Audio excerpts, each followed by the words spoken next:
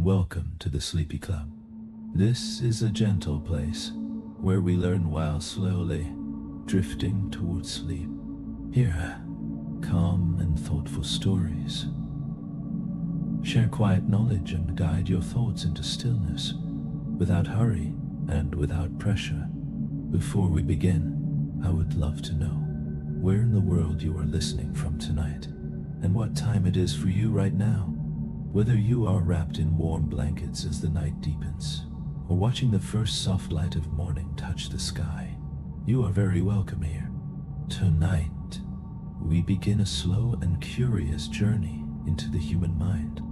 We will explore how thoughts form, how emotions guide us, and how behavior quietly emerges from the meeting of brain, experience, and environment.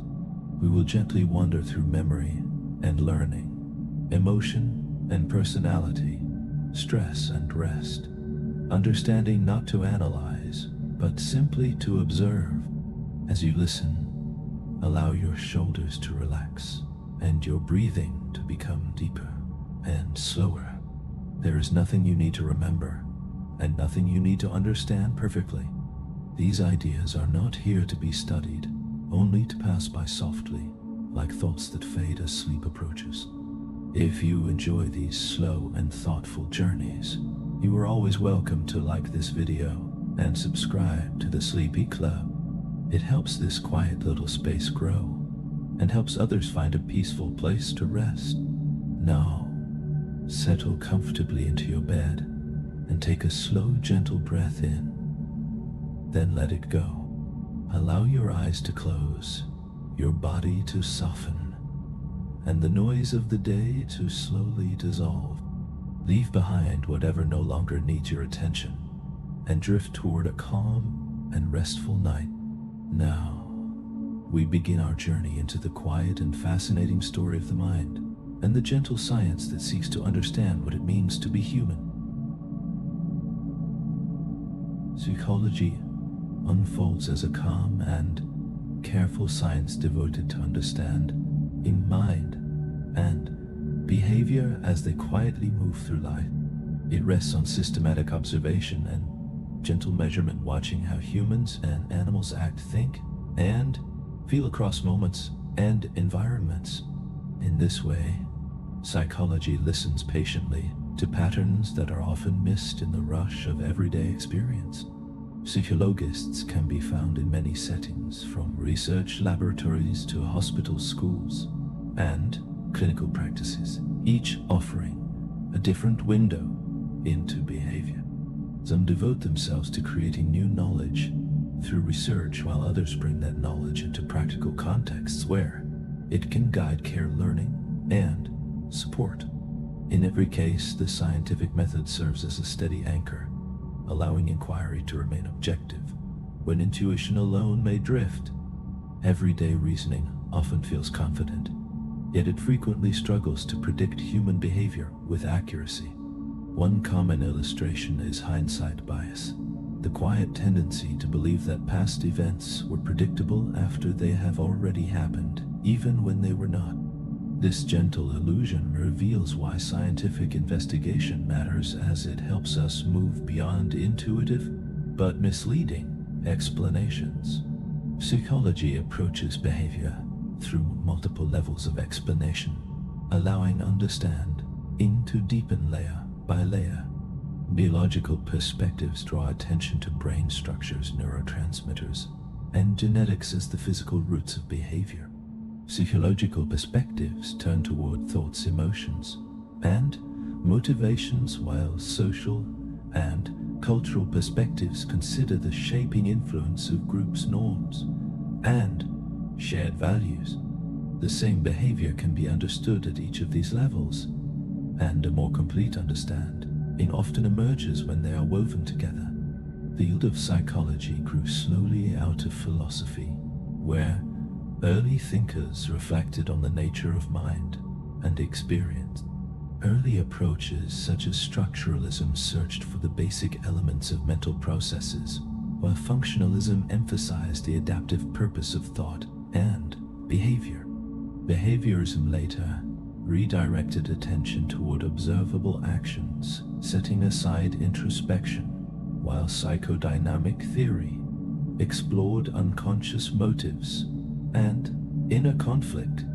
Contemporary approaches include cognitive psychology, which studies processes such as memory, and problem-solving evolutionary psychology, which considers how behaviors may support adaptation, and social cultural psychology, which highlights the powerful role of context and culture. Ongoing debates continue to shape psychology and guide reflection. The nature versus nurture discussion explores the relative influence of biology and environment, while the question of free will versus determinism asks whether behavior arises from choice or from internal and external forces. Other questions consider how accurately humans process information and how much behavior is guided by conscious awareness versus unconscious processes. Together, these debates remind us that psychological phenomena are complex and shaped by many influences at once. Research consistently shows that individuals are often unaware of the true causes behind their own actions.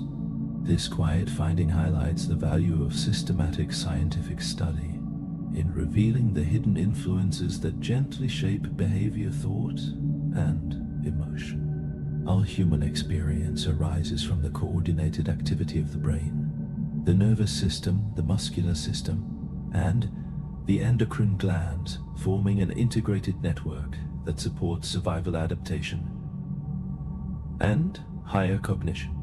The nervous system itself is organized into two main divisions: the central nervous system (CNS) and the peripheral nervous system (PNS). The central nervous system is made up of the brain and spinal cord, while the peripheral nervous system extends outward, connecting the central system to the rest of the body. Alongside this network works the endocrine system, a communication system of glands that release hormones influencing growth, metabolism, and behavior. At the foundation of the nervous system are neurons, specialized cells designed to transmit information with quiet precision.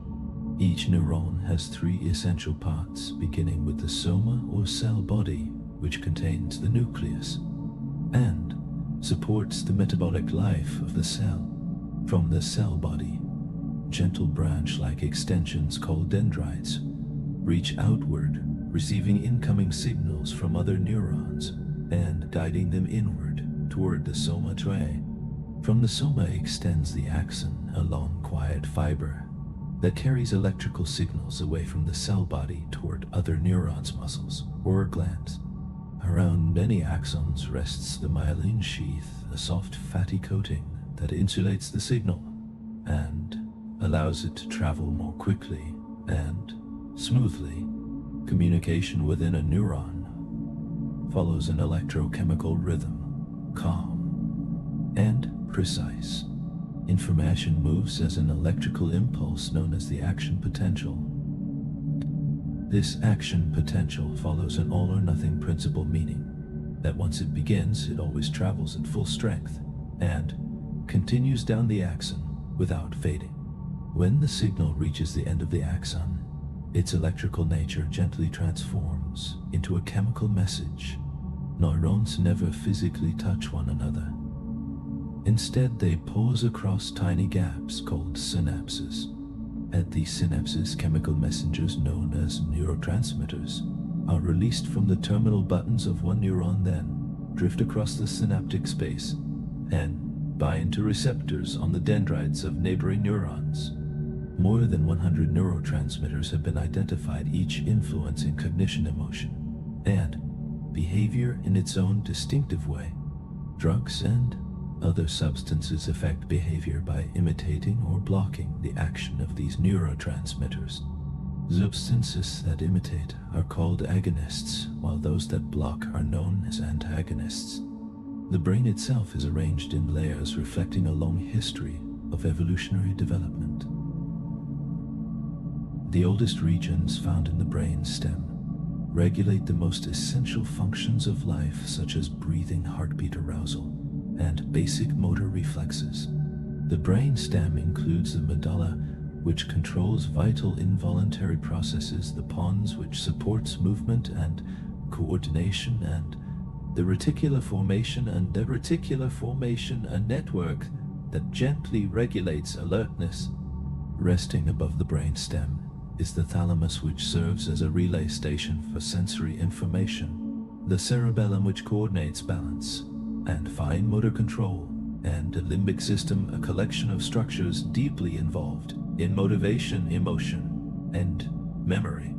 The limbic system includes the amygdala, which plays a central role in fear and aggression, the hypothalamus, which maintains balance within the body and regulates hunger, thirst, and sexual behavior, and the hippocampus, which is essential for forming new memories.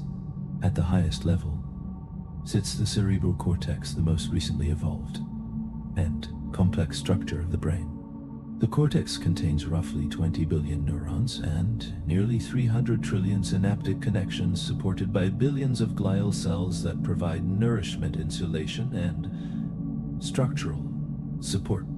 It is divided into two hemispheres, each containing 4 lobes separated by deep fissures. The frontal lobe supports higher order functions such as planning, reasoning, decision-making, and memory.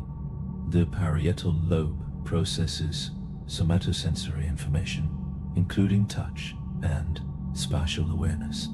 The occipital lobe is devoted to visual processing, while the temporal lobe plays a key role in hearing and language comprehension.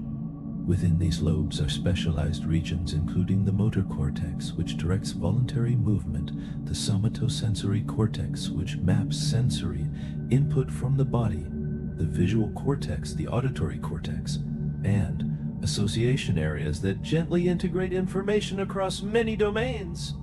The brain is not fixed or unchanging, but remains quietly flexible across life.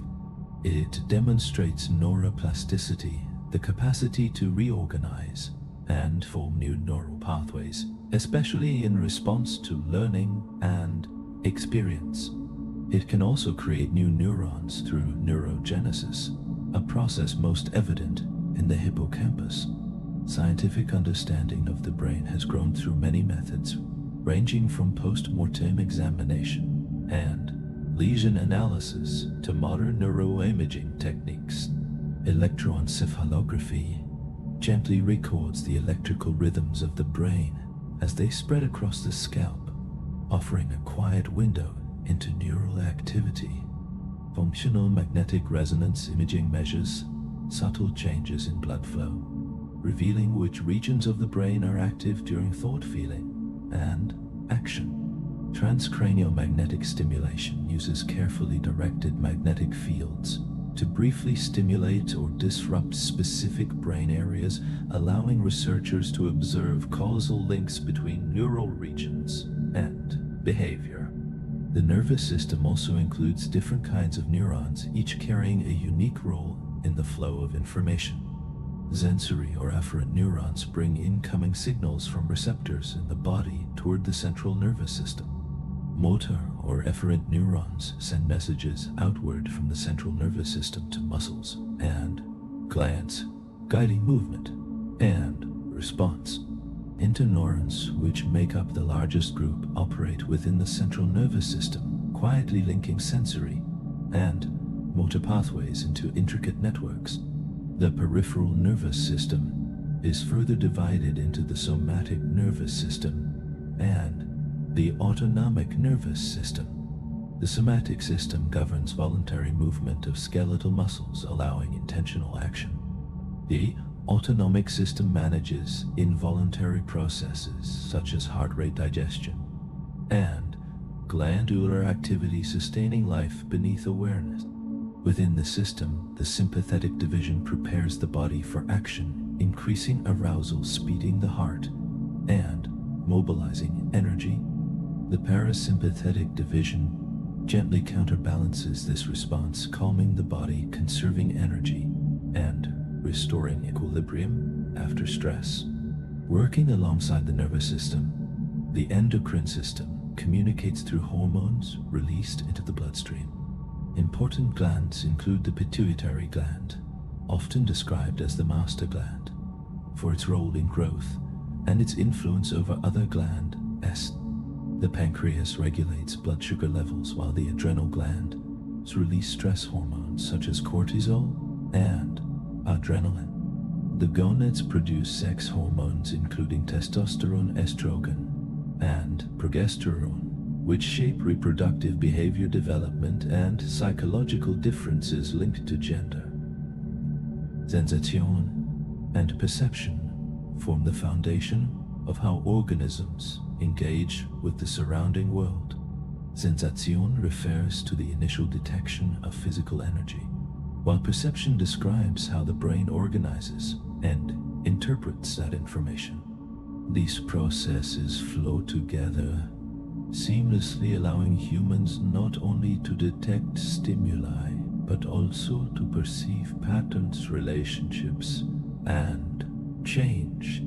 Psychophysics explores the relationship between physical properties of stimuli and the psychological experiences they create. One key concept is the absolute threshold, the lowest level of stimulation that can be detected at least half of the time. Another is the difference threshold, or just noticeable difference, which is the smallest change between two stimuli that can be perceived. Weber's law explains that this difference is proportional to the original intensity, meaning stronger stimuli require larger changes to be noticed. At the core of sensation lies transduction, the process through which sensory receptor cells convert external energy into electrochemical signals. Each sensory system accomplishes this transformation in its own way, yet the underlying principle remains the same. Energy from the environment becomes neural activity ready for interpretation by the brain. A remarkably large portion of the cerebral cortex is devoted to vision, reflecting the central role of sight in human perception. The eye is a finely tuned sensory organ made of many structures working together to capture and focus light. The cornea forms the transparent outer surface, bending incoming light toward the pupil. The pupil, an opening at the center of the iris, regulates how much light enters the eye, guiding visual experience with quiet precision. The lens gently changes its shape, allowing images to come into clear focus upon the retina, a delicate layer of light-sensitive cells at the back of the eye. Within this layer, two primary types of receptors, rods and cones, quietly transform light into neural signals. Rods respond to very low levels of illumination, making night vision possible, though they do not carry information about color. Cones work best in brighter light, supporting the perception of color and fine detail that brings the visual world into clarity. These visual signals travel along the optic nerve and arrive at the visual cortex, located in the occipital lobe. Within this region, specialized feature detector neurons respond selectively to specific qualities such as edges, orientation, and movement. Through this layered processing, the brain slowly constructs the rich experience of sight. Color perception is explained through two complementary theories that work together. The trichromatic theory, also known as the Young-Helmholtz theory, suggests that color vision arises from the activity of three types of cones, each sensitive to short blue, medium green, or long red wavelengths. The opponent process theory proposes that color is organized through opposing neural processes, pairing red with green-blue, with yellow, and black with white. Together, these ideas account for the full range of color experiences. Depth perception emerges through a blend of cues that guide spatial understanding. Binocular cues such as retinal disparity rely on the slight differences between the images seen by each eye. Monocular cues draw on Gestalt principles, including relative size, linear perspective, and interposition, allowing depth to be perceived even with one eye. The perception of motion arises from dynamic patterns of stimulation. The phi phenomenon creates the illusion of movement from rapidly alternating images. The beta effect produces the sense of continuous motion from flashing lights, gently shaping how movement is experienced. Hearing or audition begins with the detection of sound waves, which are subtle changes in air pressure moving through space. Two properties of sound are especially important: amplitude, which is experienced as loudness, and frequency, which is perceived as pitch. The outer ear gathers sound waves and directs them toward the eardrum, a thin membrane that vibrates in response. These vibrations pass through the middle ear, where three tiny bones, the malleus incus and stapes, amplify the motion. The vibrations then reach the oval window, setting the fluid within the cochlea into motion. Inside the cochlea, delicate hair cells convert this mechanical energy into neural signals that travel onward to the auditory cortex. Pitch perception is explained through two guiding theories. The frequency theory suggests that the rate of neural firing matches the frequency of the sound wave, accounting for lower-pitched sounds. The place theory proposes that different frequencies stimulate specific locations along the basilar membrane, explaining higher-pitched sounds. Prolonged exposure to sounds at or above 85 decibels can gradually damage hearing, while brief exposure to sounds exceeding 130 decibels can cause immediate harm to auditory structures. Taster or gustation allows the detection of chemical substances through receptors on the tongue, clustered within taste buds. Humans can identify at least 6 taste qualities, including sweet, salty, sour, bitter, umami, and spicinous. These tastes combine to form flavor, which is strongly shaped by input from the sense of smell. Smell or olfaction depends on hundreds of types of receptor cells in the nasal cavity, allowing the detection of thousands of different odors. Unlike other senses, olfactory information bypasses the thalamus and travels directly to the olfactory bulb and limbic structures.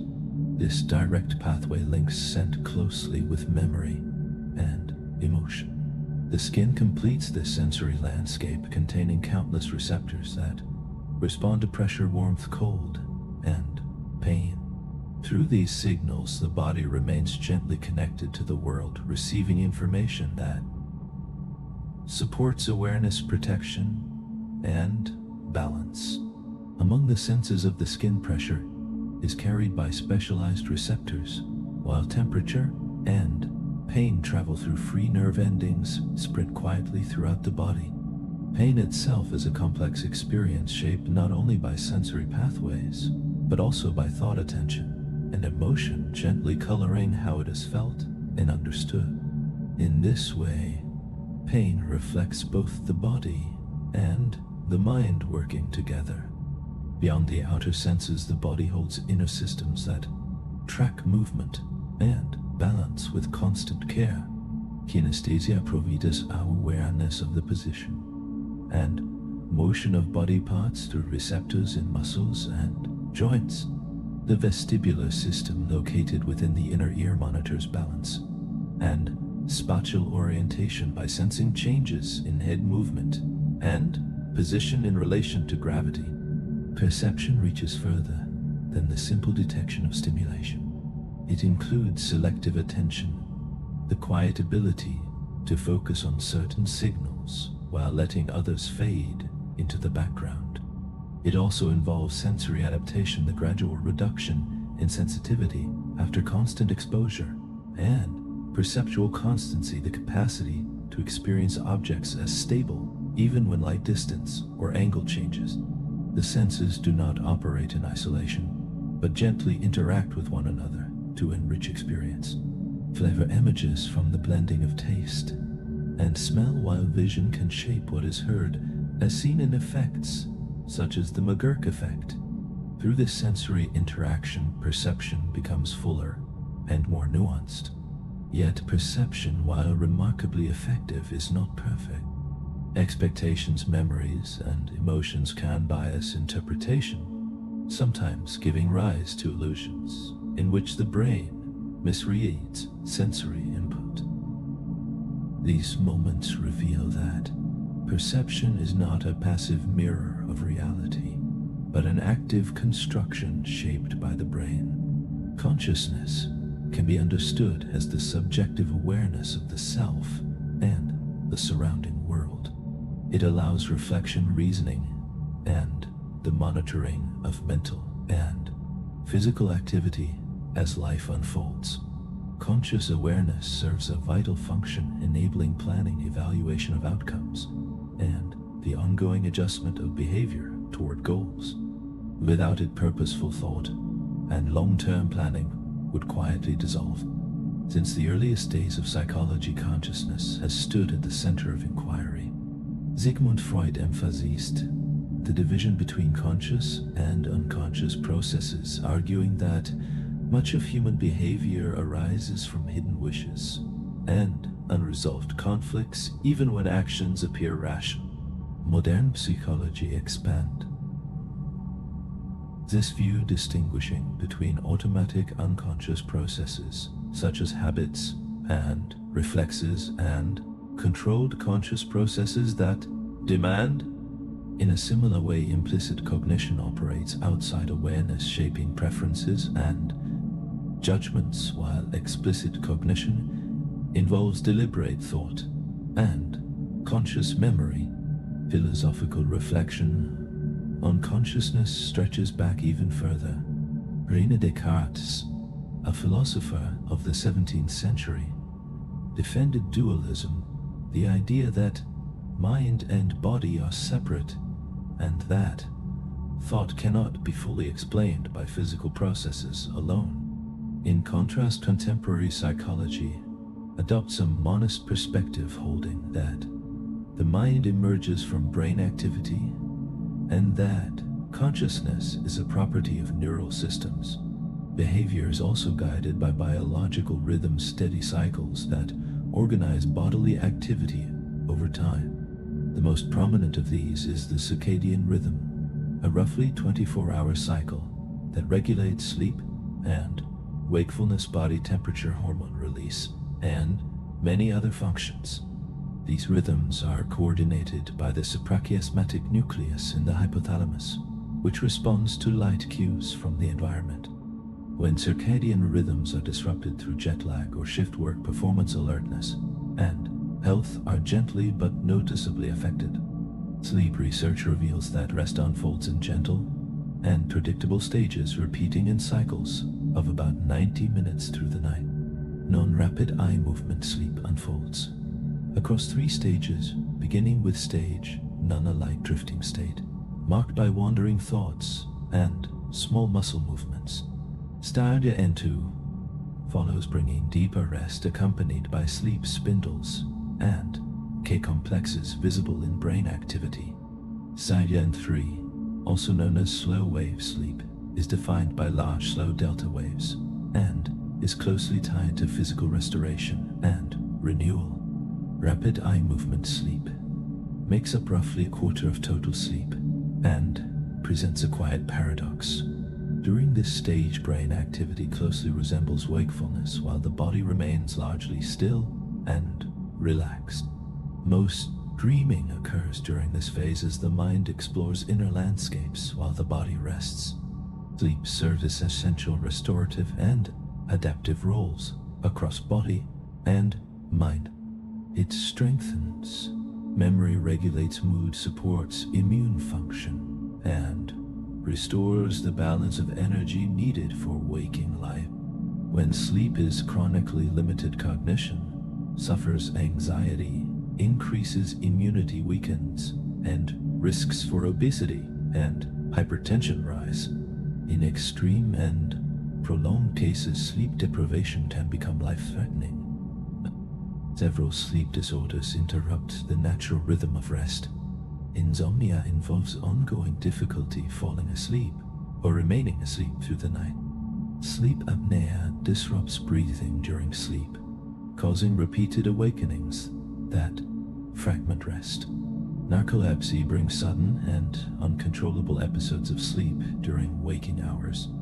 Sleepwalking occurs during non-rapid eye movement stages and involves movement without conscious awareness. REM sleep behavior disorder allows dreams to be acted out due to a breakdown of the usual muscle paralysis during REM sleep. Psychological theories of dreaming seek to understand why dreams occur and what purpose they may serve. Freud viewed dreams as disguised expressions of wish fulfillment, distinguishing between manifest content, the remembered storyline, and latent content, the hidden symbolic meaning. Cognitive perspectives describe dreams as tools for memory consolidation, problem solving, and emotional regulation. The activation synthesis theory suggests that dreams arise when the brain interprets random neural activity from the brainstem, weaving it into narratives that bring order to chaotic signals. Consciousness can also be altered through psychoactive substances and mental practices. Psychoactive drugs change perception, mood, and cognition through their effects on the brain. These substances differ widely in how they act, their risks, and their potential for misuse. Stimulants such as caffeine, nicotine, cocaine, amphetamines, and MDMA increase arousal and energy by boosting the activity of neurotransmitters, including dopamine, norepinephrine, and serotonin. While stimulants can heighten alertness and elevate mood, they also carry risks of dependence and, in some cases, serious toxicity. Depressants, including alcohol, barbiturates, benzodiazepines, and inhalants, slow activity in the central nervous system, producing sedation, muscle relaxation, and relief from anxiety. Though some are used therapeutically, their safety margins are narrow, and inhalants in particular can cause lasting neurological harm with repeated exposure. Opioids such as morphine, heroin, codeine, and opium act on opioid receptors in the brain, creating analgesia, euphoria, and deep relaxation. These substances are highly addictive and pose severe dangers, including suppression of breathing. Hallucinogens, including LSD, mescaline, and cannabis, alter perception, and disrupt ordinary sensory processing, sometimes producing vivid hallucinations and profound psychological experiences that remain unpredictable. Addiction develops when the immediate rewards of substance use outweigh distant long-term consequences. Dependence may involve tolerance, withdrawal symptoms, and compulsive patterns of use. Similar dynamics appear in behavioral addictions such as gambling, overeating, excessive sexual behavior, or compulsive work, reflecting shared pathways in reward and control. Hypnosis can be described as a trance-like condition marked by focused attention, deep relaxation, and increased openness to suggestion. It is brought about through hypnotic induction and has been applied in pain management, behavior change, and the treatment of addictions. While hypnosis cannot force actions that violate basic values, it can soften the experience of pain cravings or habitual urges by altering perception and awareness. Sensory deprivation reduces incoming information from one or more senses and can shift consciousness into unusual states. Brief periods of deprivation may create calm relaxation and experiences similar to meditation. Prolonged deprivation, however, often leads to anxiety, confusion, and, in extreme situations, hallucinations, which has made it a tool for coercion or torture. Meditation involves gently directing attention toward an object, a sound, the breath, or a thought with the intention of minimizing distraction. Although practices differ, meditation reliably promotes relaxation, lowers stress, and strengthens concentration. Long-term benefits include reduced blood pressure, improved immune functioning, and greater emotional balance. Neuroscientific research shows that meditation changes patterns of brain activity and encourages plasticity in regions linked to attention and emotional regulation. Human development unfolds across the entire lifespan, beginning at conception and continuing through old age. It includes biological growth, cognitive change, and social adaptation, each influencing and shaping the others. Development begins when a sperm fertilizes an egg, creating a single-celled zygote. This zygote divides rapidly, and within about 2 weeks implants in the uterine wall. By the 3rd week, development enters the embryonic stage, during which the basic structure of the nervous system, organs, and limbs takes form. This period is especially sensitive to teratogens, environmental agents, such as alcohol, nicotine, or viruses that can interfere with typical development. After roughly 8 weeks, the organism is referred to as a fetus, which continues to grow and mature until birth. By the 2nd trimester, most major organs are functioning, and by the 3rd trimester, the fetus can respond to stimuli such as sound and light. At birth, infants arrive equipped with reflexes that support survival. These include the rooting reflex, which guides the infant toward nourishment, the sucking reflex, and the grasp reflex. As the nervous system develops, these automatic responses gradually become integrated into voluntary behavior. Cognitive development during infancy is rapid and supported by intense neural growth. Jean Piaget proposed that children move through a sequence of cognitive stages. The sensorimotor stage, from birth to 2 years, involves learning through direct sensory experience and physical action. During this stage, object permanence, they understand, in that objects continue to exist when unseen emerges. The pre-operational stage, from 2 to 7 years, brings language and symbolic thought, though thinking remains egocentric and limited in perspective taking. The concrete operational stage, from 7 to 11 years, introduces logical reasoning applied to tangible situations and concepts such as conservation of mass and volume. The formal operational stage, beginning around 12 years, allows abstract reasoning, hypothetical thinking, and systematic problem solving to develop. Learning in this framework occurs through assimilation, the fitting of new experiences into existing mental structures, and accommodation, the adjustment of those structures to incorporate new information. Social development in early life centers on attachment, the deep emotional bond formed between infant and caregiver. The secure attachment nurtures confidence, emotional security, and resilience that support development across the lifespan. When attachment is insecure, it may gently shape later challenges in close relationships, yet the formation of self-concept and understanding of identity, abilities, and worth begins in early childhood and grows more layered with time. This sense of self slowly deepens as experiences accumulate and reflection expands across development. Adolescence arrives with swift physical change, driven by puberty, including hormonal shifts, sexual maturation, and periods of rapid growth. Cognitive abilities continue to mature, bringing improvements in executive functioning, reasoning, and moral judgment. Lawrence Kohlberg proposed that moral development during this stage may move from conventional morality focused on social rules and approval toward post-conventional morality guided by universal ethical principles. Cultural context plays a powerful role in shaping how this transition unfolds. In many Western societies, adolescence extends into emerging adulthood, spanning roughly ages 18 through the mid-20s. This period allows space for exploration before full adult responsibilities are assumed.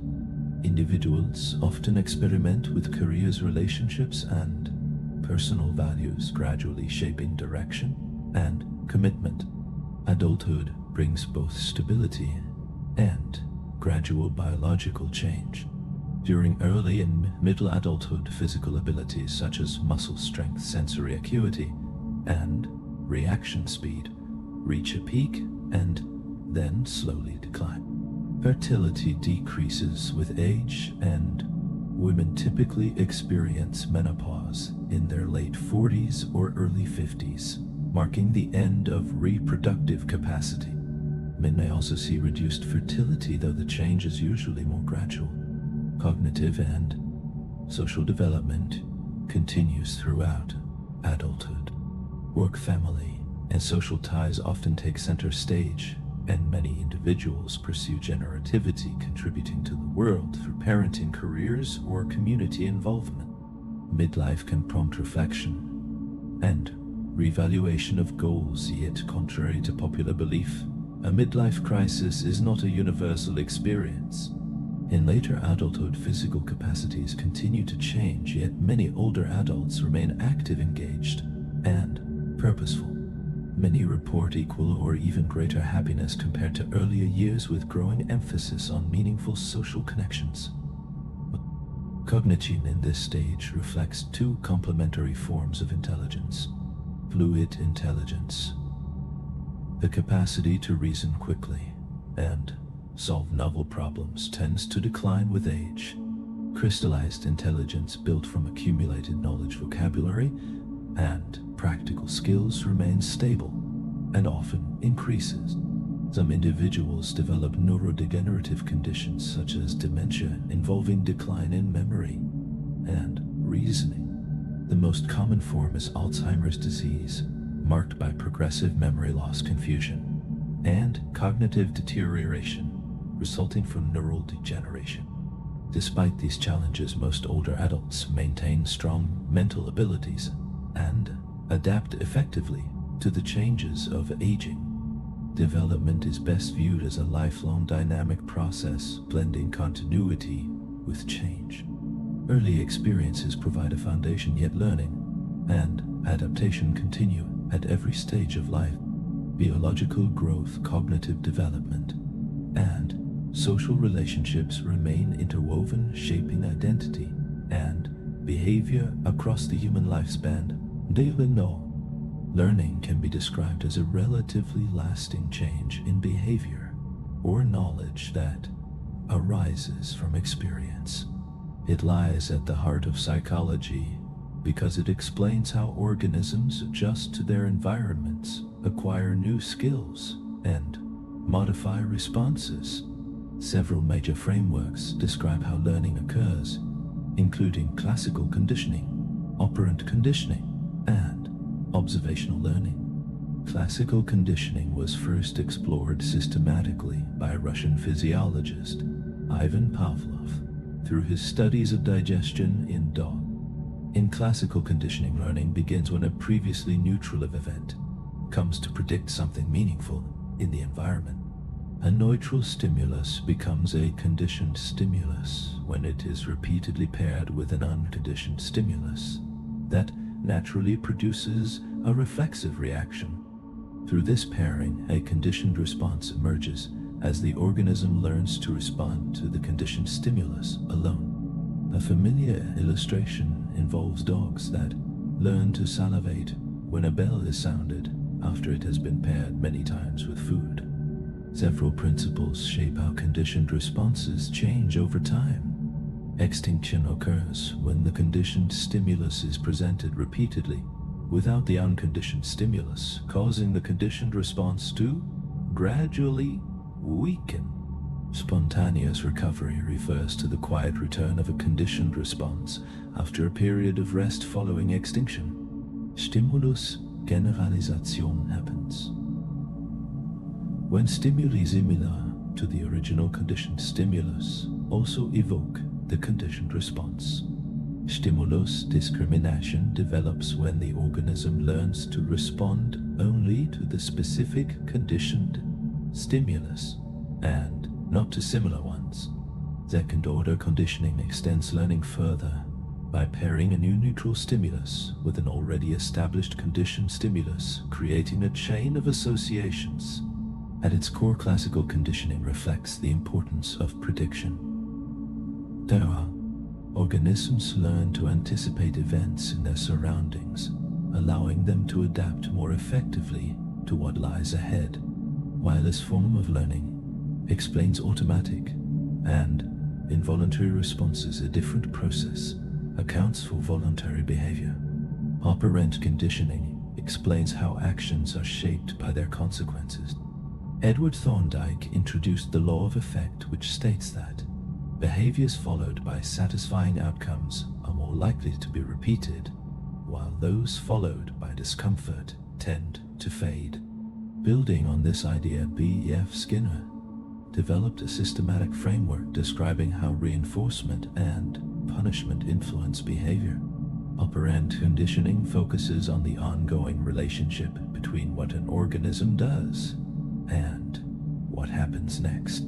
Positive reinforcement strengthens behavior by presenting something desirable, such as food, following a response. Negative reinforcement also strengthens behavior, but does so by removing something unpleasant, such as stopping a loud noise when an action is performed. Positive punishment weakens behavior by introducing an unpleasant consequence like scolding after misbehavior.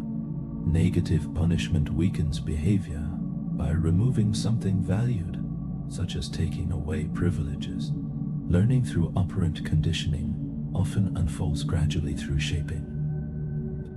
Shaping involves reinforcing small steps that move behavior closer to a desired outcome. Training a pigeon to peck a target, for example, may begin by rewarding it for simply turning toward the target, then for moving closer, and finally for pecking it directly.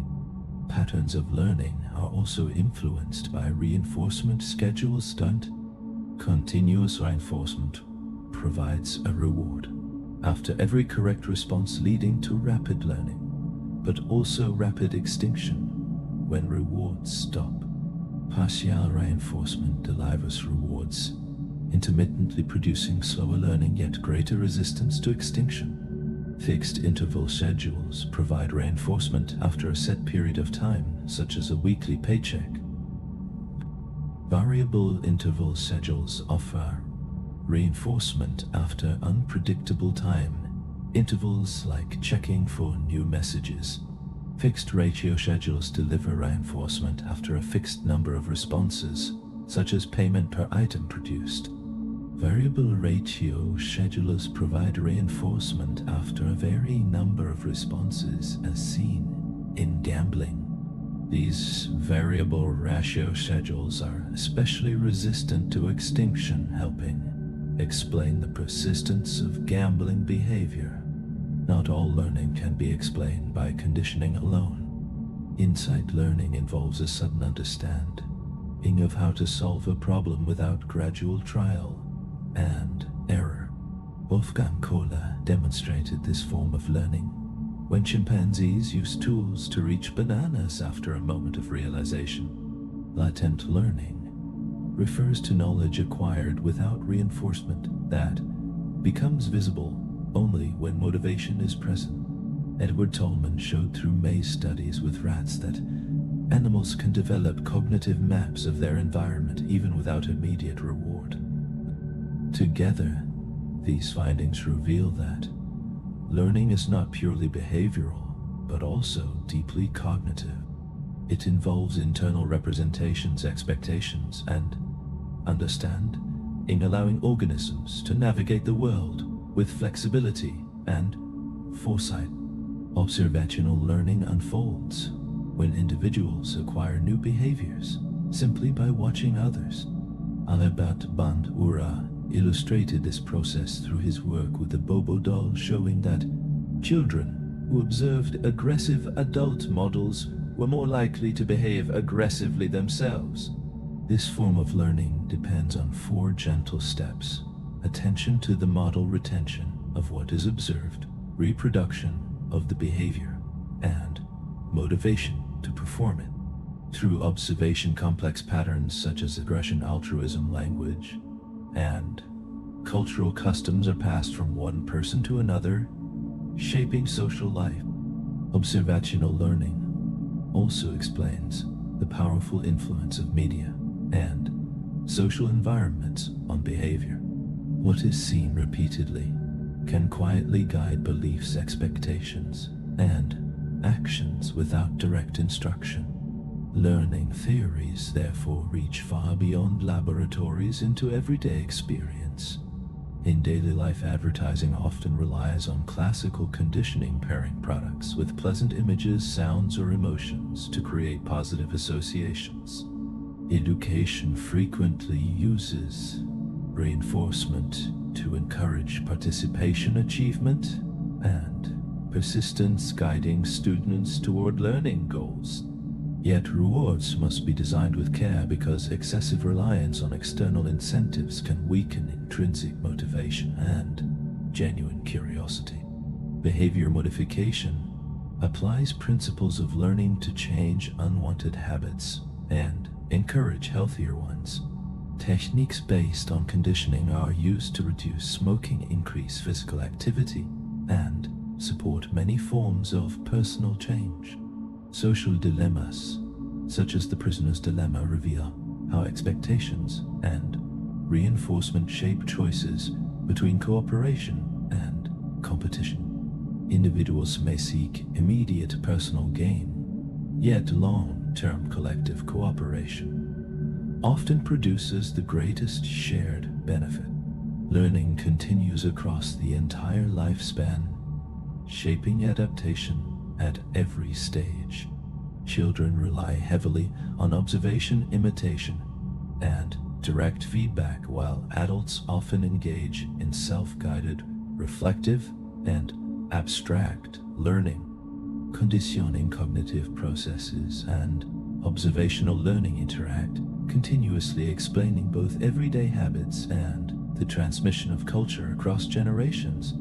Memory and cognition stand at the center of psychology because they describe how knowledge is acquired, stored, and used to guide behavior and decision-making.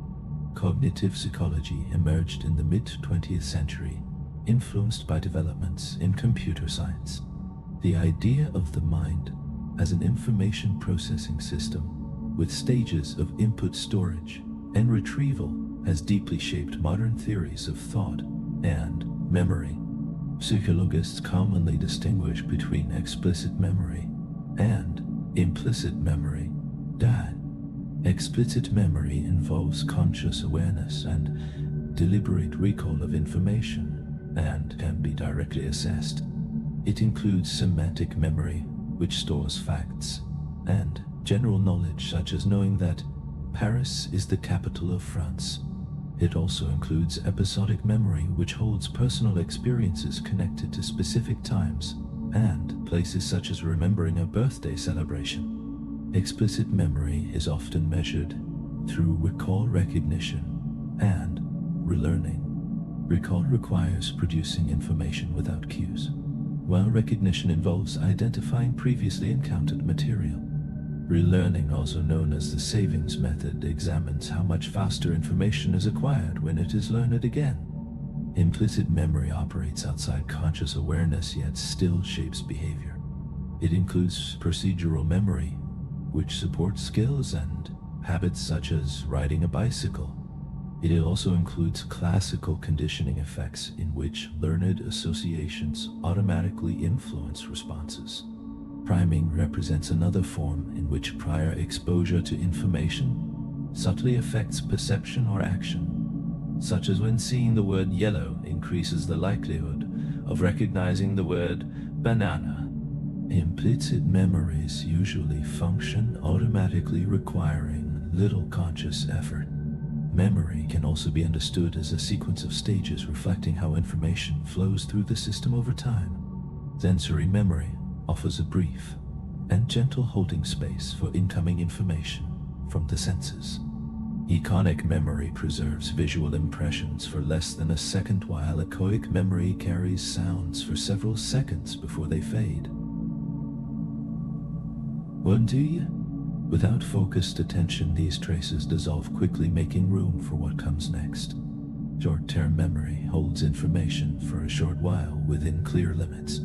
It can manage only a small number of items at once, usually around 7 plus or minus 2, and retains them for roughly 20 to 30 seconds.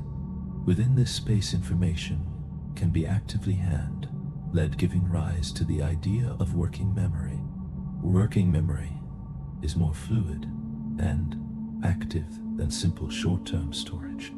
It consists of mental processes that allow information to be manipulated rather than merely held. A central executive guides attention and selects strategies such as maintenance rehearsal, repeating information visualization, forming mental images, and chunking, grouping items into meaningful units. A familiar example is remembering a phone number more easily when it is divided into smaller segments. Long-term memory refers to storage that is relatively permanent, capable of holding vast amounts of information from days to an entire lifetime. Moving information into long-term memory depends on effective encoding strategies. Elaborative encoding strengthens memory by linking new material to existing knowledge. When information is related to the self-retention, improves a phenomenon known as the self-reference effect. Additional strategies support durable learning. The spacing effect shows that distributing practice over time improves memory more than massed repetition. Overlearning, studying beyond initial mastery further strengthen retention. Memory retrieval is also shaped by context-dependent memory, which allows better recall when learning and retrieval occur in the same environment. State-dependent memory reflects improved recall when emotional or physiological states match those present during learning. Long-term memories are not stored in isolation, but are organized into categories and schemas. Schemas are mental frameworks that represent knowledge, expectations, and patterns about the world.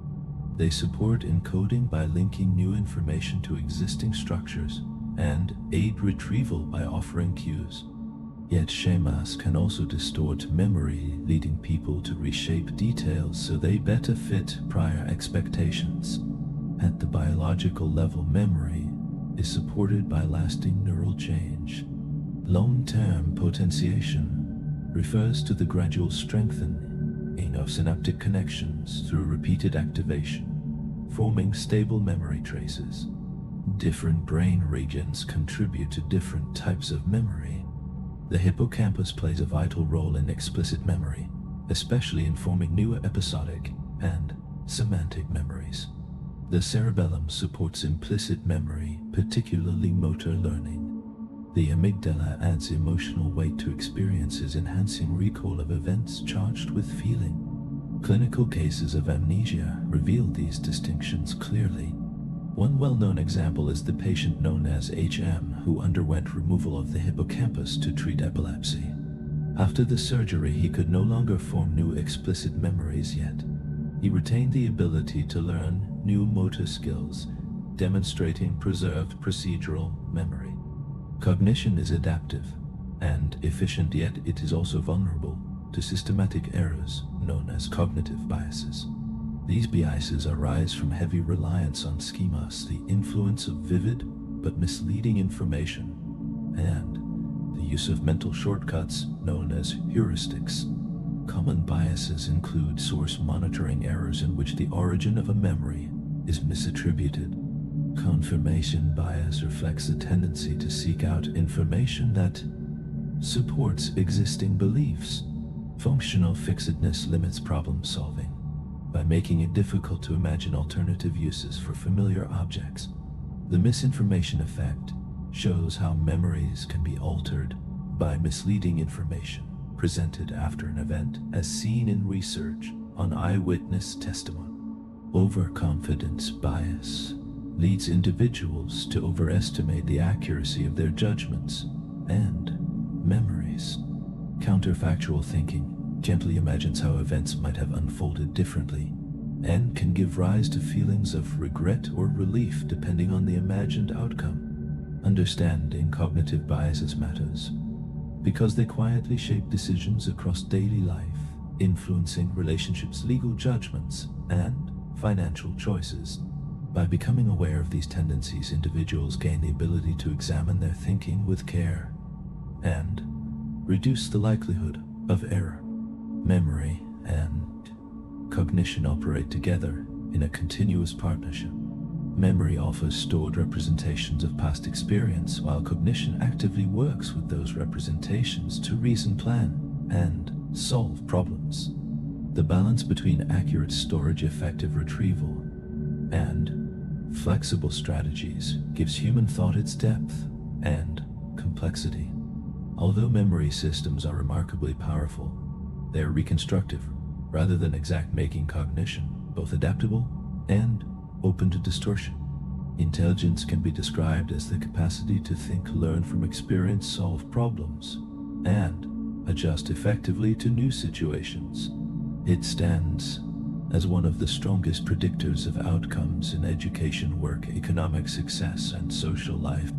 Psychologists study intelligence both as a single general ability and as a set of more specific skills, leading to ongoing discussion about its structure, origins, and measurement.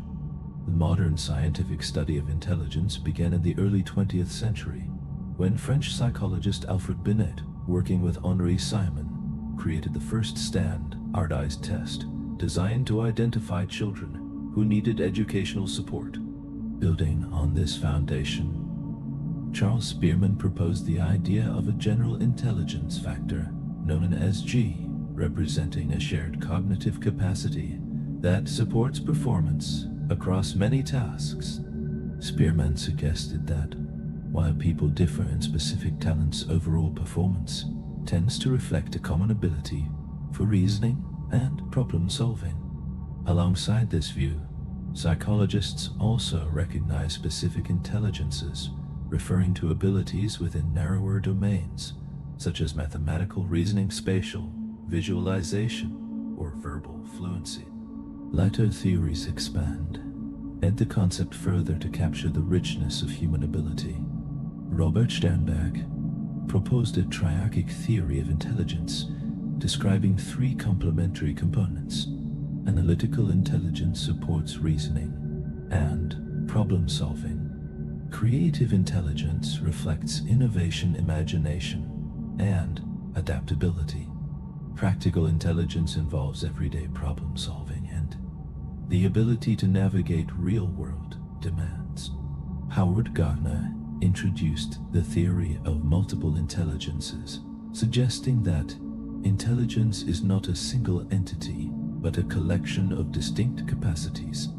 These include linguistic, logical, mathematical, spatial, musical, bodily, kinesthetic, interpersonal, intrapersonal, and naturalistic intelligence, each reflecting different ways of understanding and interacting with the world. Modern intelligence tests aim to be reliable, producing consistent results, and valid, accurately measuring what they claim to assess. They are also standardized, allowing scores to be compared meaningfully across individuals. For adults, the most widely used assessment is the Wechsler Adult Intelligence Scale, while children are often evaluated with the Wechsler Intelligence Scale for children. Other standardized tests, such as the SAT and GRE, are designed to measure aptitude and predict academic performance. Results from intelligence testing are expressed as an intelligence quotient, or IQ. Originally, IQ was calculated by dividing mental age by chronological age and multiplying by 100. Today, IQ scores are based on statistical norms with an average of 100 and a standard deviation of 15. About 68% of people score within one standard deviation of the mean, falling between 85 and 115. Research consistently shows that intelligence arises from both genetic and environmental influences. Studies of twins and adoptees indicate that heritability estimates for IQ range from roughly 40 to 80%, suggesting a strong genetic component. At the same time, environmental factors play a crucial role, shaping how genetic potential is expressed across development. Conditions in the environment play a powerful role in shaping measured intelligence. Socioeconomic hardship, poor nutrition, limited access to education, and ongoing stress can all lower performance on intelligence measures. In contrast, environments rich in learning opportunity, education, and cognitive stimulation support stronger outcomes and fuller expression of ability. Biological factors also relate to intelligence in subtle ways. Research links intelligence to overall brain size, neural efficiency, and the speed with which information is processed. Intelligence does not reside in a single location, but activity in the prefrontal cortex and parietal lobes is closely associated with reasoning, working memory, and problem solving. Intelligence test scores show variation across populations. About 3% of people score above 130 and are considered gifted, while a similar proportion score below 70, meeting criteria for intellectual disability. Males appear more often at both extremes, though average intelligence is the same across sexes. Differences are also observed among racial and ethnic groups, shaped by intertwined influences of socioeconomic status, education, culture, and historical inequality. Past misuse of intelligence data has led to damaging practices such as eugenics, reminding us of the ethical responsibility to interpret findings with care and humility. Beyond traditional measures, psychologists also explore emotional intelligence, the capacity to recognize, understand, and manage emotions in oneself and others. Emotional intelligence contributes to effectiveness in relationships, leadership, and work settings. Yet it remains challenging to measure consistently, and some researchers suggest it overlaps with existing concepts of intelligence or personality. Languagestand is closely connected to intelligence because it supports communication, thought organization, and the sharing of culture. Language operates across multiple levels, beginning with phonemes, the smallest units of sound. Morphemes represent the smallest units of meaning, including roots and affixes. Syntax provides the rules for combining words into sentences. Contextual cues, such as tone, body language, and situation, further shape interpretation. Children acquire language with remarkable speed. Development begins with babbling, then moves to first words and simple sentences, followed by a rapid expansion of vocabulary. Early errors, such as using one word to label many objects, reveal active learning as children build categories. Language learning is especially efficient during a critical period, roughly between ages 3 and 7, when neural plasticity is greatest. After this window, language can still be learned, though it typically requires greater effort. Specific brain regions support language abilities. Broca's area in the frontal lobe plays a key role in speech production. Wernicke's area in the temporal lobe supports language comprehension.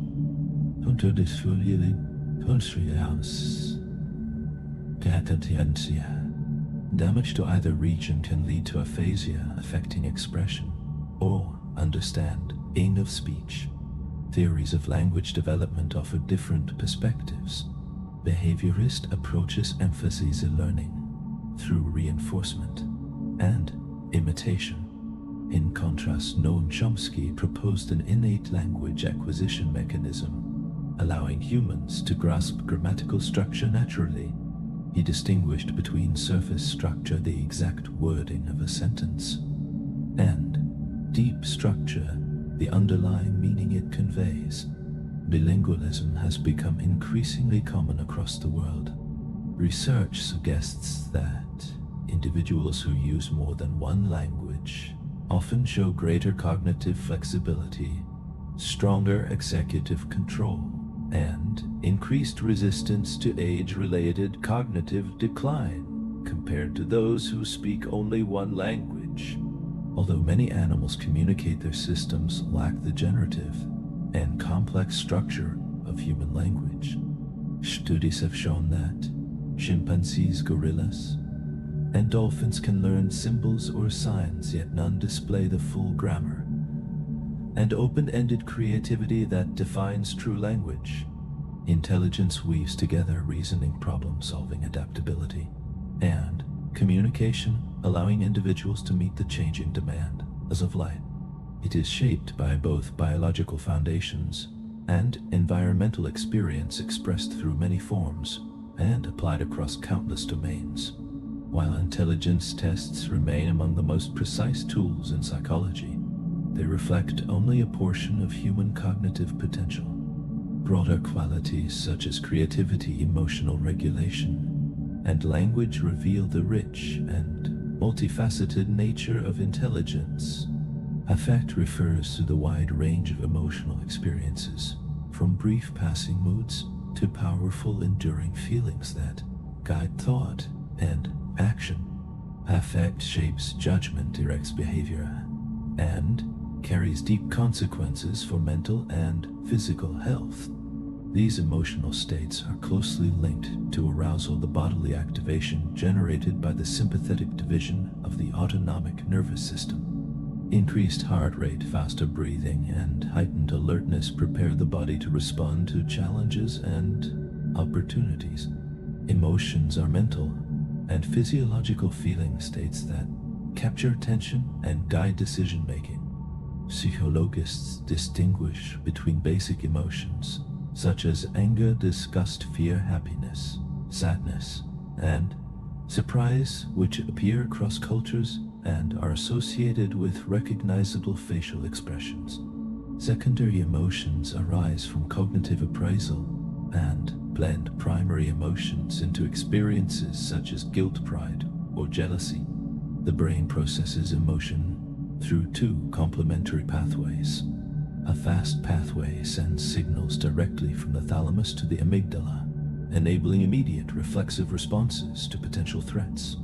A slower pathway routes information from the thalamus through the cerebral cortex before reaching the amygdala, allowing careful evaluation of context and meaning.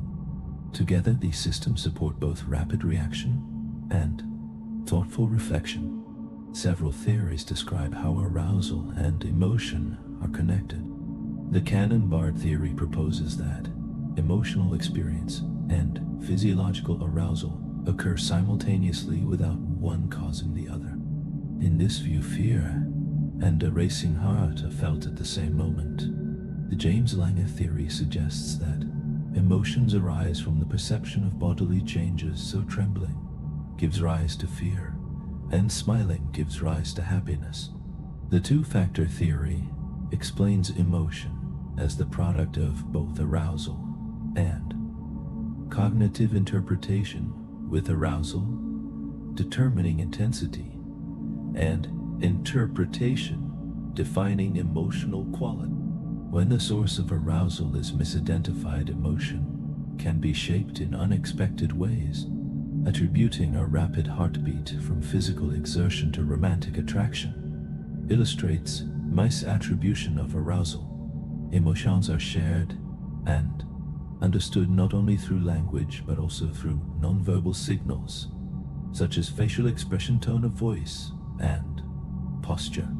The facial feedback hypothesis proposes that expressions can influence emotional experience, so that forming a smile may gently enhance feelings of happiness. Stress describes the physiological and psychological response that arises when demand exceeds the ability to adapt. When stress becomes intense or prolonged, it increases the risk of serious health problems. The general adaptation syndrome outlines 3 stages in the body response to sustained stress, beginning with alarm, marked by activation of the fight or flight response. Resistance follows as the body continues to mobilize resources to cope. Exhaustion emerges when those resources are depleted, increasing vulnerability to illness. Chronic stress repeatedly activates the hypothalamic pituitary adrenal axis, leading to the release of cortisol damage. Over time, elevated cortisol weakens immune function, raises blood pressure, and contributes to cardiovascular disease. Extended exposure to stress is also linked to weight gain, memory difficulties, and a heightened risk of depression and anxiety. Stress responses often differ between sexes, with men more likely to show fight or flight reactions, while women more often draw on tend and befriend responses that emphasize social connection and nurturing as ways of coping. Avoiding or suppressing stressors rarely helps and typically deepens distress over time. More adaptive approaches involve expressing emotion through conversation or writing, and reframing experiences by viewing stressors as challenges rather than threats. Personal qualities such as optimism, self-efficacy, the belief in one's own capacity to cope, and hardiness, resilience in the face of pressure, support healthier outcomes. Emotion regulation, the ability to manage and modify emotional responses, plays a central role in psychological well-being and long-term health. Happiness reflects a blend of genetic tendencies and environmental conditions. Studies of twins suggest a heritable component, yet social support, meaningful relationships, and engagement in purposeful activity consistently predict greater well-being. Research on effective forecasting shows that people often misjudge what will bring lasting happiness. Gains in income beyond a comfortable level tend not to increase life satisfaction, and major life events usually influence happiness less and for shorter periods than expected, as many people return to a stable baseline of well-being. Motivation can be understood as the force that initiates, sustains, and directs behavior toward goals. Psychologists often distinguish between drives, which are biological impulses that maintain balance, such as hunger and thirst, and goals which reflect more complex, socially shaped aspirations. Humor is regulated by hormonal signals including ghrelin, leptin, and insulin, and is also shaped by cultural beliefs about eating and body image. In contemporary societies, the pursuit of thinness can contribute to eating disorders such as anorexia nervosa, marked by self-starvation, and bulimia nervosa, characterized by cycles of binging and purging. At the same time, unchecked obesity poses serious health risks, including cardiovascular disease, diabetes, arthritis, sleep apnea, Alzheimer's disease, and several forms of cancer. Effective weight management depends on balancing energy intake with energy expenditure through eating less and moving more. Sexual motivation is a fundamental aspect of human life, encompassing attraction, intimacy, reproduction, and caregiving. The sexual response cycle described by Masters and Johnson unfolds through excitement, plateau, orgasm, and resolution. Testosterone plays a central role in sexual desire in both men and women, though additional hormones also contribute. Sexual behavior varies widely within and across genders, reflecting cultural expectations, biological influences, and individual preference. Most people identify as heterosexual, while smaller groups identify as homosexual or bisexual. Research shows that the romantic and sexual experiences of homosexual and bisexual individuals closely resemble those of heterosexual individuals, except where social stigma or restrictive laws impose limits. Emotions are essential for survival, adaptation, and well-being. They guide decisions, ready the body for action, enable communication, and strengthen social bonds. Because emotions are powerful, they require regulation to avoid harm from chronic stress or maladaptive patterns. By nurturing resilient, supportive relationships and a positive outlook, individuals can channel emotion in ways that promote mental health and physical longevity. Personality refers to the enduring patterns of feeling, thinking, and behaving that distinguish one individual from another. Personality reflects both continuity and variation, showing how individuals remain consistent over time, while also differing from one another in recognizable ways. It stands at the heart of psychology because it connects biological tendencies, environmental experiences, and inner psychological processes into stable patterns of behavior. Through personality, psychology seeks to understand how the same person remains familiar across years while still responding uniquely to life. Early efforts to explain personality often relied on ideas that later proved unreliable. Phrenology claimed that the shape of the skull revealed mental abilities and traits, while somatology suggested that body type predicted personality. Both approaches have been discredited, though limited, and controversial evidence has been explored for physiognomy, the belief that facial features reflect personality tendencies. Modern psychology instead understands personality through traits, enduring dispositions that influence behavior across many situations. Traits are commonly measured using self-report questionnaires, in which individuals describe their typical thoughts, feelings, and behaviors. The value of these tools depends on reliability, consistency across time, and construct validity, accuracy in measuring what they claim to assess. Some popular personality measures lack strong scientific support. The Myers-Briggs Type Indicator, for example, shows weak reliability and validity, limiting its usefulness in research and practice. In contrast, instruments such as the Minnesota Multiphasic Personality Inventory are rigorously validated and widely used in clinical settings to assess personality patterns and detect psychological disorders. Another approach to personality assessment involves projective techniques that present ambiguous stimuli and invite interpretation. Well-known examples include the Rorschach Inkblot test and the thematic apperception test. These methods aim to reveal unconscious processes by bypassing deliberate self-presentation, though evidence for their reliability and validity remains mixed, making them controversial today.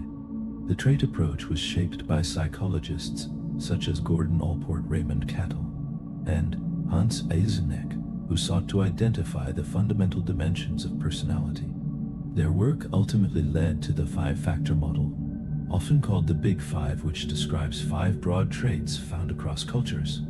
Openness to experience, reflects imagination, curiosity, and creativity. Conscientiousness involves organization, responsibility, and goal-directed behavior. Extraversion captures sociability, assertiveness, and positive emotionality. Agreeableness includes trust, empathy, and cooperativeness. Neuroticism reflects emotional instability, anxiety, and mood variability. Extensive research supports the Big Five model, showing that these traits predict patterns of behavior, life outcomes, and vulnerability to psychological difficulties. Yet trait theories also have limits because correlations between traits and specific actions are often modest. Traits predict behavior most accurately when patterns are averaged across many situations rather than judged in isolated moments. Cognitive schemas further shape how personality is perceived. People often assume traits are more stable and predictive than they truly are, in part due to the Barnum effect. The tendency to accept vague, general descriptions as personally accurate. A very different perspective on personality emerged from the psychodynamic tradition founded by Sigmund Freud. Freud emphasized the role of unconscious processes in shaping behavior and proposed a structural model of the mind. The ID operates on the pleasure principle, seeking immediate satisfaction. The ego follows the reality principle, negotiating between inner impulses and external demand. The superego represents internalized moral standards guiding ethical behavior. Conflict among these systems generates anxiety, prompting the use of defense mechanisms. Strategies such as repression, denial, and projection function to reduce distress by keeping threatening thoughts and feelings out of awareness. Through this lens, personality reflects a dynamic balance between impulse control, morality, and the hidden forces of the unconscious. Freud also described a psychosexual theory of development, proposing that personality takes shape as children move through stages centered on different bodily zones, including oral, anal, phallic latency, and genital phases. He suggested that unresolved conflicts at any stage could leave lasting marks on personality. Although these ideas were highly influential, they have largely failed to gain strong empirical support. Freud thinking inspired a group of theorists often called Neo-Freudians who shifted emphasis in important ways. Alfred Adler focused on striving for superiority and the role of social interest. Carl Jung introduced the idea of a collective unconscious populated by universal archetypes. Karen Horney emphasized basic anxiety and the influence of social relationships. Erich Fromm explored the tension between personality and freedom in modern society. Together, these perspectives moved attention away from sexual drives toward social and cultural forces. Humanistic theories brought yet another shift by emphasizing conscious experience, free will, and a natural drive toward growth. Carl Rogers highlighted the self-concept and the need for unconditional positive regard, arguing that healthy personality development depends on being accepted without conditions. Abraham Maslow described a hierarchy of needs that culminates in self-actualization, the realization of one's fullest potential. These ideas later influenced positive psychology, which focuses on well-being strengths and resilience rather than pathology. Humanistic approaches also shaped therapeutic practices that prioritize empathy, authenticity, and client-centered care. In contrast, behaviorist and social cognitive perspectives emphasize learning and environmental influence. B.F. Skinner argued that personality patterns are built through histories of reinforcement, shaping behavior over time. Albert Bandura expanded this view through the concept of reciprocal determinism. He proposed that personality emerges from the ongoing interaction of behavior, cognitive processes, and the environment. Central to this framework is self-efficacy, the belief in one's ability to succeed, which strongly influences motivation, persistence, and resilience. Personality also has deep biological roots. Twin and adoption studies consistently show that many personality traits are partly heritable, with genetic factors accounting for roughly 40 to 60% of variation. Personality is not shaped by single genes, but by the interaction of many genetic influences working together. Behavioral genetics separates sources of influence into genetic factors, shared environments common to family members, and non-shared environments, unique personal experiences. Research repeatedly finds that non-shared environments, such as peer relationships, accidents, and individual life events, explain a large portion of personality differences. Molecular genetics has begun to identify specific genetic variations associated with traits, though effects are typically small and spread across many genes. Brain imaging studies also reveal biological correlates with extroversion, linked to activity in reward-related circuits, and neuroticism associated with heightened sensitivity of the amygdala. Personality ultimately arises from the interaction of biology, unconscious motives, learning history, cognitive interpretations, and social context. Theories range from Freud, focus on inner conflict, to humanistic emphasis on growth, and trait models that offer reliable measurement. No single theory captures personality in full, yet together they illuminate the richness of human individuality and help explain behavior, predict outcomes, and guide therapeutic work. Psychological disorders are defined as patterns of thought, emotion, and behavior that are unusual, distressing, and maladaptive. These patterns interfere with daily functioning and cause significant difficulty in social, occupational, and personal life. More psychologists are involved in the assessment and treatment of psychological disorders than in any other area of the field.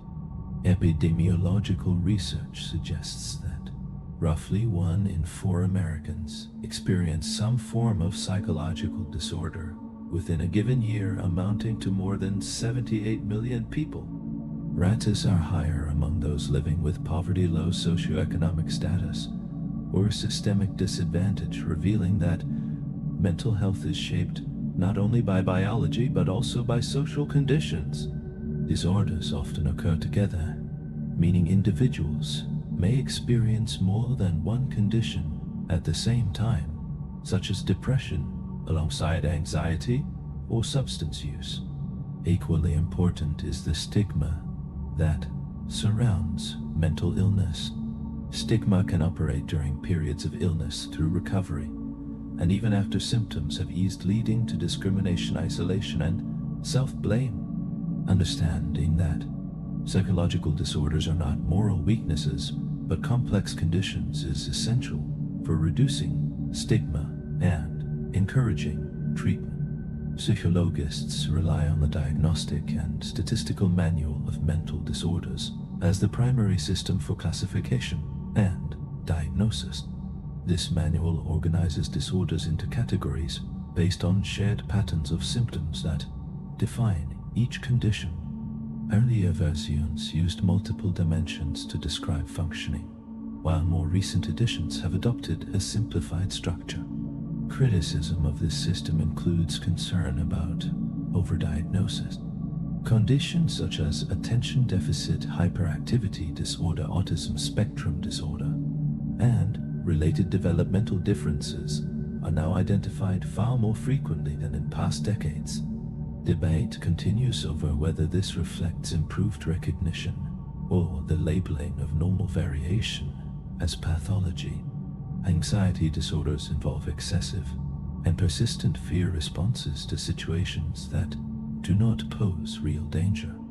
They are among the most common psychological disorders affecting tens of millions of Americans each year. Generalized anxiety disorder involves chronic uncontrollable worry across many areas of life. Panic disorder features sudden intense episodes of fear accompanied by physical symptoms such as rapid heartbeat. Phobias involve strong irrational fears tied to specific objects or situation. Obsessive-compulsive disorder includes intrusive thoughts and repetitive behaviors performed to ease anxiety.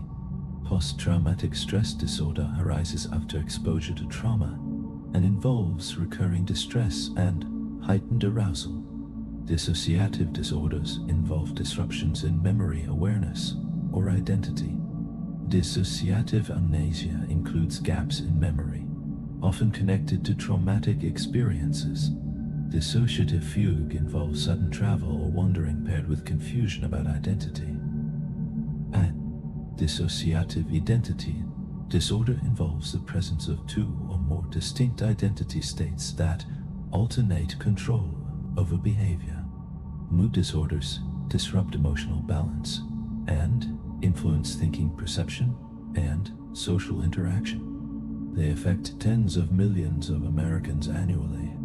Persistent depressive disorder involves long-lasting but less severe depressive symptoms. Major depressive disorder includes prolonged episodes of deep sadness, hopelessness, and loss of interest. Bipolar disorder is marked by cycles of depression and periods of mania characterized by elevated mood, impulsivity, and increased energy. Schizophrenia is a severe psychological disorder involving profound disruptions in thought, perception, and emotion.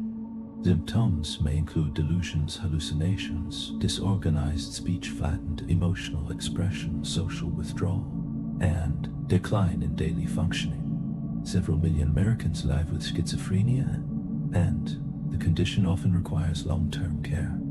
Its impact on work, relationships, and independence can be substantial, shaping life in deep and lasting ways.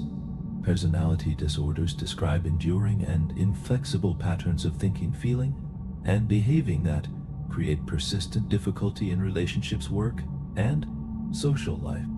These patterns are organized into three broad clusters reflecting shared features.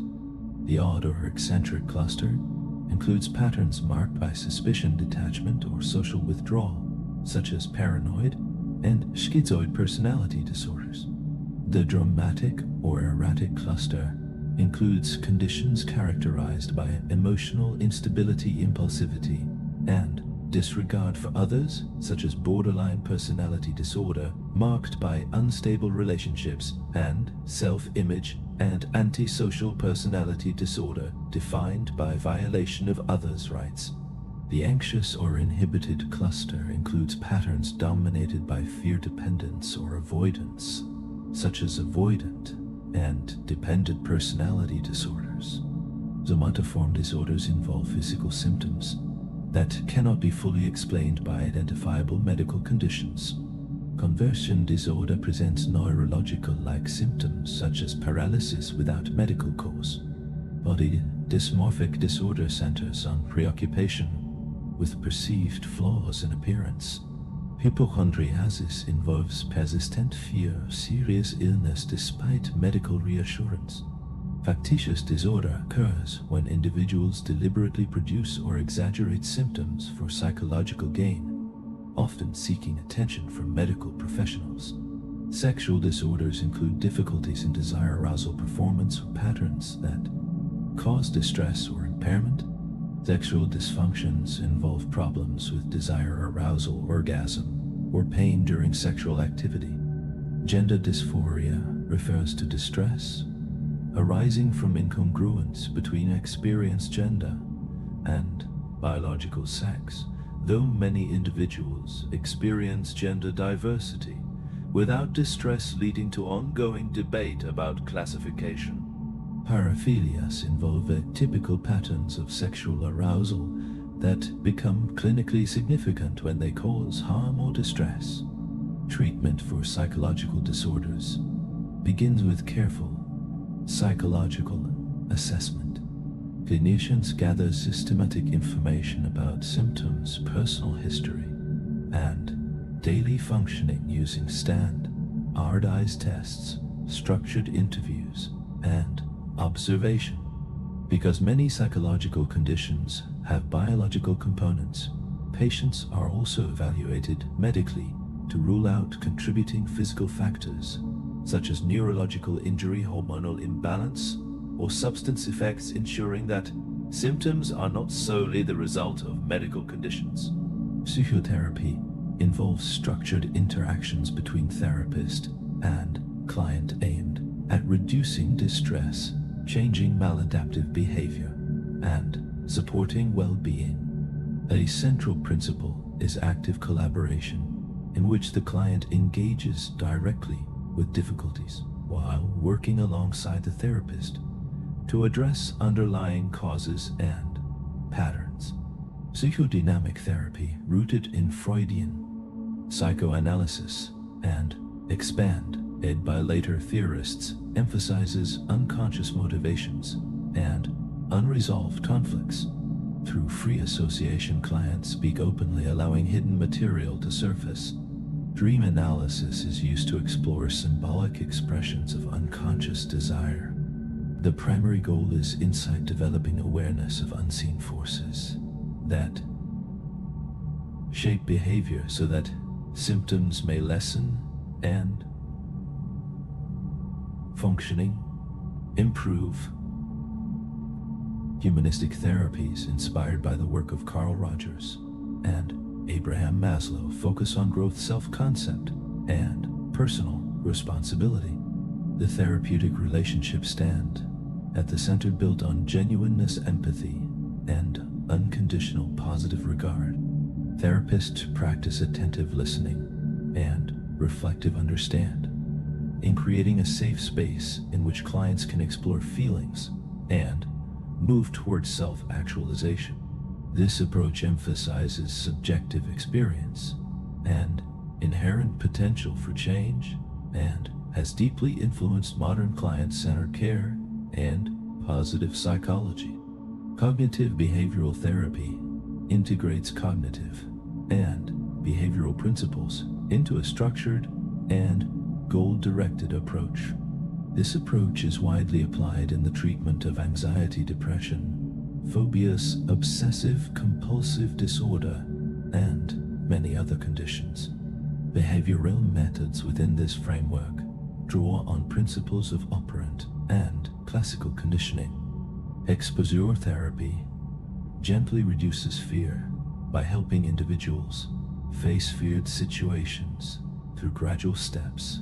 Systematic desensitization, intense exposure, known as flooding or immersive virtual reality experience. Aversion therapy works by pairing unwanted behaviors such as substance use with unpleasant outcomes to decrease their frequency. Cognitive strategies focus on identifying and reshaping distorted patterns of thinking. Clients learn to notice automatic negative thoughts, question unrealistic interpretations, and replace them with more balanced and adaptive ways of thinking. This approach is strongly supported by evidence showing effectiveness across a broad range of psychological disorders.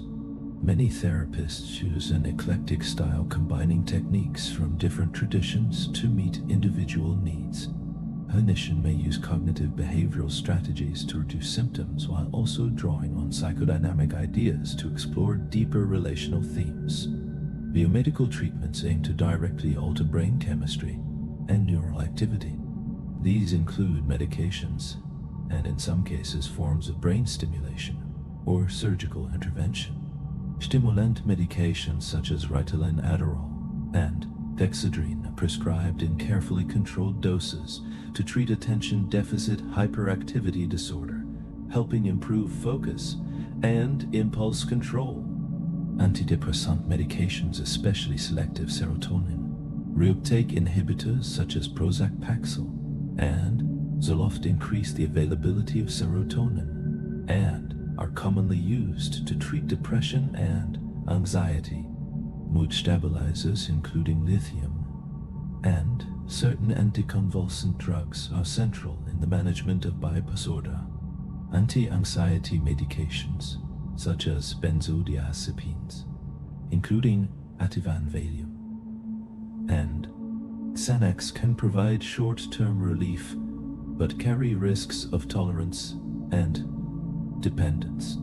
Antipsychotic medications such as thorazine, Haldol, Clozaril, Risperdal, and Zyprexa are used in the treatment of schizophrenia. Some primarily reduce positive symptoms like hallucinations and delusions, while newer atypical medications also address negative and cognitive symptoms. Other biomedical interventions include electroconvulsive therapy, which can be effective for severe depression that does not respond to other treatments, and transcranial magnetic stimulation, a non-invasive technique that stimulates specific brain regions to relieve depressive symptoms. Psychosurgery is now rarely used, though it was more common in the past. Modern neurosurgical methods are far more precise and ethically guided than earlier procedures, such as lobotomy. Treatment often extends beyond the individual to include social and relational context. Group therapy offers shared support modeling and the opportunity to learn from others' experiences. Couples and family therapies focus on interaction patterns that may contribute to distress. Self-help groups such as Alcoholics Anonymous provide ongoing peer connection structure and accountability. Community mental health services seek to address psychological disorders at the population level. Primary prevention aims to reduce risk factors before disorders arise. Secondary prevention focuses on early detection and timely intervention. Tertiary prevention works to lessen the long-term impact of established disorders through rehabilitation and support. While these programs can be beneficial, research suggests their overall effects are often modest. Psychologists rely on outcome research to evaluate the effectiveness of therapies. This work involves separating true treatment effects from other explanations. One is natural improvement, where symptoms ease over time without intervention. Another is non-specific effects, where change results from expectations, hope, or the therapeutic environment itself. Placebo effects remind us that belief itself can bring genuine relief, as expectation alone is sometimes enough to reduce symptoms. Research shows that both psychotherapy and biomedical treatments are generally effective, and that no single approach consistently outperforms the others. Outcomes depend less on technique and more on the therapeutic alliance, the warm, trusting, and collaborative bond between therapist and client. This relationship offers hope, encourages self-reflection, and strengthens the capacity to connect with others. One limitation of medication-based treatments is that they often ease symptoms without addressing underlying causes. When medication is stopped, symptoms may return with intensity, which highlights the value of combining pharmacological care with psychotherapy. In the same way, prevention programs and community interventions can lower risk, yet their overall effects are usually modest. The complexity of psychological disorders shaped by biological, psychological, and social forces makes lasting solutions challenging, while also emphasizing the need for integrated approaches. Effective treatment brings together careful assessment, psychotherapy, biomedical intervention, and social support. No single method works for everyone, yet when combined, these approaches offer powerful tools for reducing suffering, restoring daily functioning, and supporting long-term well-being. Social psychology explores how thoughts, feelings, and actions are shaped by the real, imagined, or implied presence of others. A central insight of the field is that human experience is deeply influenced by social interaction, often without conscious awareness. Initial impressions of others are formed quickly and rely heavily on visible characteristics such as sex, race, age, and attractiveness. These features are especially salient, meaning they draw attention and strongly shape interpretation.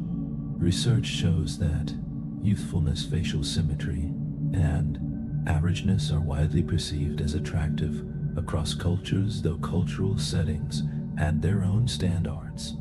People frequently make rapid judgments based on appearance, and in some cases, these impressions contain a degree of accuracy. Yet they also encourage stereotyping, the tendency to attribute traits to individuals based on group membership. Stereotypes can give rise to prejudice, negative attitudes, and discrimination expressed through harmful behavior.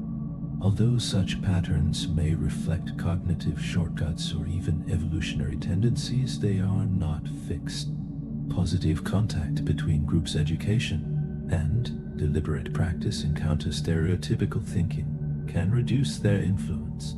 Friendships and close relationships develop through a blend of factors. Similarity in beliefs, values, and backgrounds fosters connection. Physical proximity increases opportunities for interaction. Self-disclosure, the sharing of personal experiences, builds trust and intimacy. Responsiveness and interdependence deepen commitment, while passion fuels attraction and intimacy sustains enduring bonds.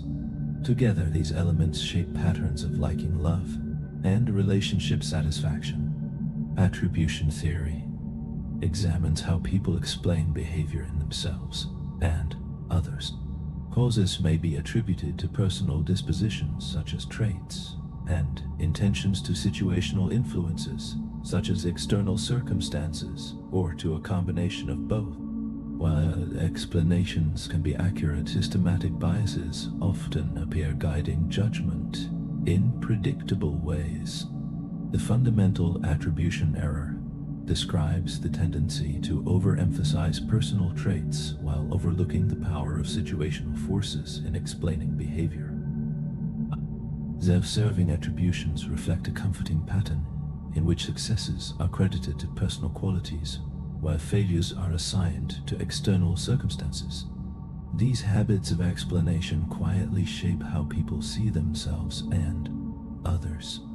Attitudes are relatively stable evaluations of people, objects, or ideas that guide perception and action. They often predict behavior, though the strength of this link depends on context and individual differences.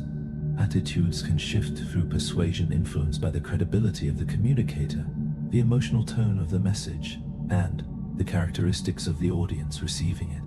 Behavior also shapes attitudes in subtle ways.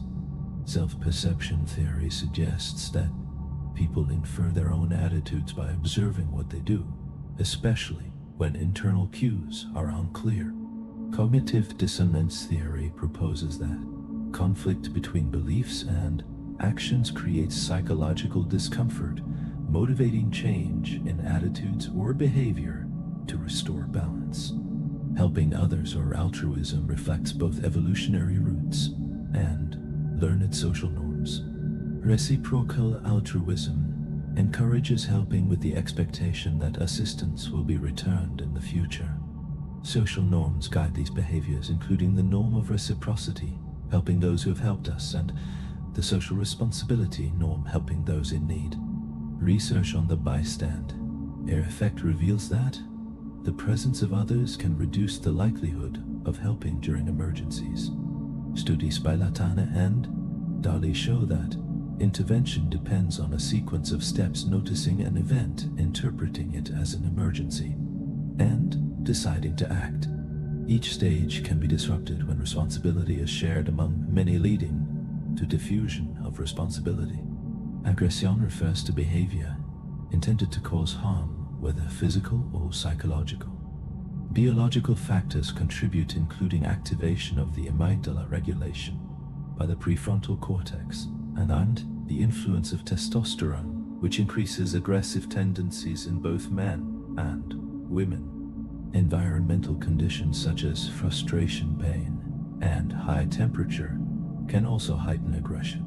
Through observational learning, exposure to violent models, including those in media, increases the likelihood of aggressive behavior. Cultural context further shapes these patterns. The culture of honor, found more strongly in certain regions, promotes aggressive responses to insult as a way of protecting status and reputation. Humans learn within social worlds, and much of behavior is quietly shaped by the influence of groups. Conformity occurs when individuals adjust beliefs or actions to align with group expectations. Informational conformity arises from the wish to be correct, especially in uncertain situations. Normative conformity grows from the desire for acceptance, belonging, and social harmony. Classic research reveals the strength of these influences. Sheriff's work with the autokinetic effect showed how group discussion shapes judgments when situations are ambiguous. Ash demonstrated that people may conform even when group opinions clearly contradict objective reality. Milgram's obedience studies revealed the powerful force of authority as participants followed instructions to administer what they believed were harmful shocks. Although majorities tend to exert the greatest pressure, consistent, confident minorities can also influence group opinions over time. Under certain conditions, minority voices introduce doubt, stimulate thought, and gradually shift norms. The presence of others also affects performance. Social facilitation describes improved execution on simple or well-learned tasks. Social inhibition refers to reduced performance on complex or unfamiliar tasks. Zayong's drive theory explains this pattern by suggesting that the presence of others increases arousal, strengthening dominant responses while impairing less practiced ones. Groups offer opportunities for cooperation, creativity, and mutual support. Yet they also introduce challenges that can reduce effectiveness. Process gains occur when group outcomes exceed what individuals could achieve alone. Process losses arise when coordination problems or motivational issues interfere with success. Two common sources of process loss are social loafing and groupthink. Social loafing occurs when individuals exert less effort in groups, especially when personal contributions are not visible. Groupthink emerges when the desire for consensus overrides critical evaluation, leading to flawed decisions. Reducing these losses requires clear goals, individual accountability, and motivational strategies that recognize personal contributions while supporting collaboration. Social psychology shows that human behavior cannot be fully understood in isolation.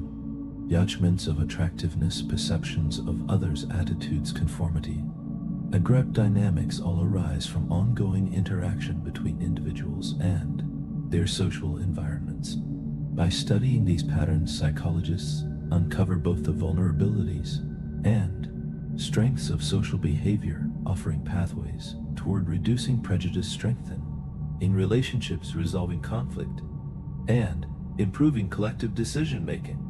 As this long, gentle journey comes to a close, the mind no longer needs to hold on to effort or meaning. The ideas you encountered can now settle quietly like leaves resting on still water.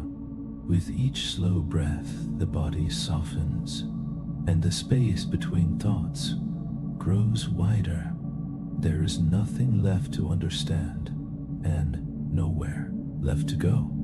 Allow sleep to arrive naturally, and carry you into rest as the sleepy club wishes you a peaceful and untroubled night.